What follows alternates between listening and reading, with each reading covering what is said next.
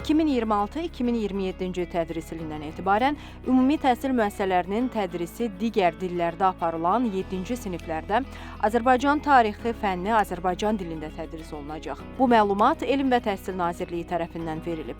Ancaq övladları rus və ingilis dili bölmələrində təhsil alan əksər məktəblilər və onların valideynləri narahatdır. Çünki sosial şəbəkələrdə bu qaydanın yuxarı siniflər üçün də tətbiq olunacağı ilə bağlı xəbərlər yayılıb.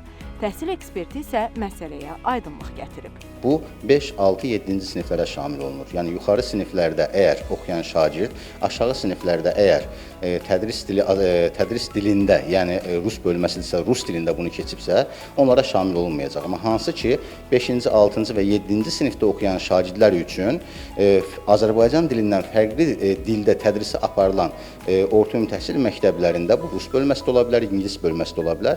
Bu şagirdlərə Azərbaycan tarixi fənni əlbəttə ki Azərbaycan dilində tədris olunacaq. Əslində bunun Azərbaycan dilində tədris olunması həm həmin şagirdlərin gələcəkdə dövlət dili Azərbaycan dili 9-cu və 11-ci siniflərdə buraxılış imtahanları verdiyi zaman müəyyən qədər köməklik göstərəcək. Ümumiyyətlə yuxarı siniflərdə oxuyan şagirdlər və onların valideynlərinin narahat olmasına ehtiyac yoxdur. Əgər onlar aşağı siniflərdə 5, 6, 7-ci sinifdə Azərbaycan tarixi fənnini rus dilində və yaxud da digər tədris dillərində oxuyublarsa, bu onlara şamil olunmayacaq. Hansı ki, hal-hazırda mövcud olaraq 5-ci, 6-cı, 7-ci siniflərdə təhsil alan şagirdlərə şamil olunacaq ki, onlar da artıq yuxarı siniflərə keçdikcə və həmin yuxarı siniflərdə bu onlara tətbiq olunacaq. Amma hal-hazırda yuxarı sinifdə, misal üçün 10-cu sinifdə oxuyan bir şagird Azərbaycan dili fənninin və yaxud da Azərbaycan tarixi fənninin əlbəttə ki, Azərbaycan dilinə tədris olunması nəzərdə tutulmur. Təbii ki, ölkə vətəndaşlarının milli kimliyinin qorunması və Azərbaycan dilinə olan hörmət baxımından bu dəyişiklik zəruri hesab olunur.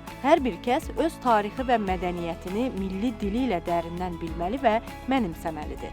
Qeyd edək ki, indiyə qədər analoji qayda 5-ci və 6-cı siniflərdə tətbiq olunur.